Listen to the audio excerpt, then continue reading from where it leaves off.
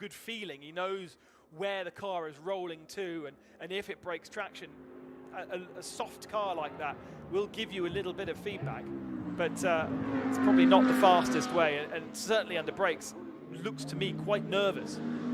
For those who are still interested in the continuing adventures of the PK Car Sport Audi, they did do one lap and bring it straight back into the pits again. That car definitely the worse for wear after its contact with Christoph Brewer's Mante Porsche, and I don't think they're going to come out again in this race. So we've got Jakomeyer, who'll be handing over to Jens Lieberhauser. The Ebby Motors will also handing over to Mantas Janavicius, and Rattel will be handing over to Mattia De Gusto, who has shared that car with him before. So pit window is about to open for 10 minutes. They will need to be stationary in the pits from pit in to pit out, 105 seconds. And there are other stipulations if you're changing tyres, but nobody is changing tyres. So that's pit in to pit out, 105 seconds. That's going to be interesting to gauge, because obviously they can't really calculate whether they've got it wrong until they've got it wrong. Which is what happens quite a lot in GT4. So let's see if Stefan Rattel can get his move on Aurelius Rustecker before the pit stop, because at the end of this lap, the pit stop window is open. And I wouldn't be at all surprised if the likes of Hasid and Krabech decide to go ugly early and just get the pit stop phase out of the way. You would. If you're a Pro-Am, you want to get your Pro in as soon as possible, don't you? So I expect we'll see quite a few early pit stops for those that are Pro-Am entries. For the Am entries, probably leave it 1 or 2 laps to make sure the pits aren't too busy, but then it's a big long pit lane, and there's only, what, 10 cars, 11 cars, so not too much of a problem. Stefan fancies an overtake before he goes into the pits. He's going to have to think about this. He does. He bails out of it, but he's trying to let Aurelius Rustecker know that he's there. But Aurelius Rustecker is not the kind of guy who was born yesterday. I've had plenty of fake moves like that one, Stefan. You're going to have to come up with something a little bit more hungry than that if you're going to get the better of me. I noticed that the leaders did go through, though, so nobody's pitted in on this lap, despite the fact that the pit stop window has now opened. Car 1, oh dear, Peter Gillinch.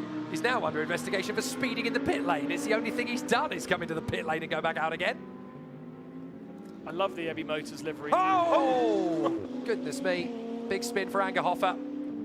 Has he just got... That's what happens when you get on the throttle too early out of the Rettifilio. I've been really impressed by Klaus Angerhofer, because he's really a gentleman driver himself.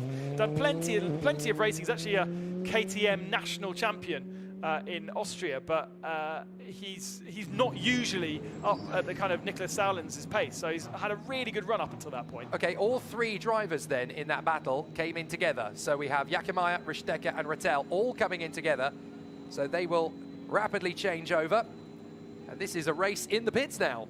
Excellent. Well, no, because they all have to do that set time, so there should not. The idea is there should be no panics at all. Well, it's the idea. Oh, and how about this? You've got Krabech. He's now all over the back of Henry Hasid. He fancies a chance of getting through before they make their pit stop. Jan Krabech looking very hungry indeed here in the AM KTM from RTR Projects.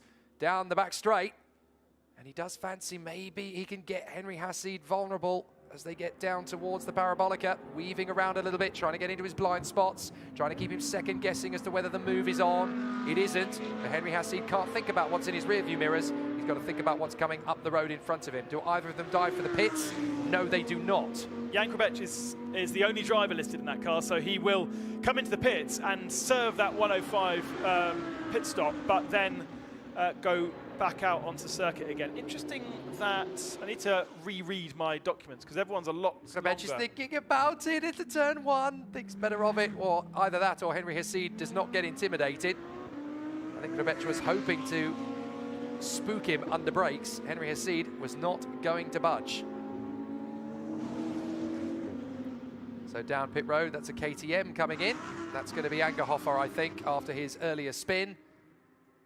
So still Hasid versus Krabech for the lead of the race. And it's basically tit for tat between these two. You try and push me into a mistake, I will soak up the pressure. I'll try and pull away. No, you won't. It's a nice little battle between them. So Stefan Rattel has taken 10 seconds out of the car of Thomas Jakomeyer in the pits. The Mercedes has had, 20 seconds. The Mercedes had a very slow stop.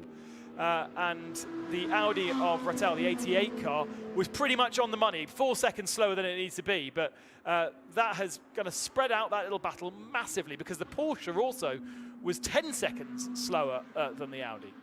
And also going out onto the circuit in the number 18 LP Racing Audi is Pierre Caffer. Get ready for some fast laps. Oh, poor Pierre is taking a car that is a long, long, long, long way down. Let's have a look at Angerhofer. What happened here? He's offline. He's caught the curb, look. He's caught the sausage curb and pitched the throttle, I think, at pretty much the same time. And that's where the car got loose. Oh, maybe it was the curb on the right, actually. It'll be good to see that again from another angle, but unfortunately, there is a race going on, so we need to prioritise that. Krabech is on his own, so Hessid is coming to the pits. He's trying to undercut Jan Krabech in the hope that that's going to be what makes the difference between these two. So Henry Hessid held on to the lead throughout. Good job. But now it's all going to be about how this transfer goes on, and this is where the race is going to be won and lost, really, isn't it? Well, I mean, it does look as though a lot of these guys are not able to match the pit stop delta. A lot of them are quite a bit slower and giving away 10, 20, 15, 20 seconds on what they could be doing. The fastest in the pits was the KTM of Koffler, the 17 machine. So he's taken over from Tronkenplutz, who was the other guy at the tail of the field. A 146 is bang on where they need to be. 145 is exactly the time that they're given. I wonder if they are not quite calculating the pit stop time correctly, because obviously they're looking at it from, the rule is pit in, pit out. Yeah.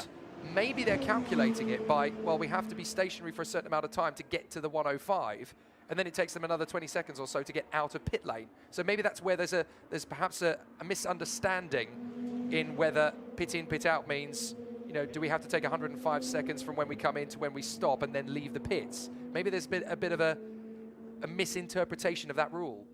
Because it's, as you say, it's not just one crew that's done it, it's several crews that have done it. Well, I think looking at the time differences, I think they're just getting their pit stops done at that time. Basically, it's just taking them a bit longer. So here is the race leader, Jan Krabech, and we did get to see the KTM, that little flap, that cooling flap. It's not a cooling flap. Well,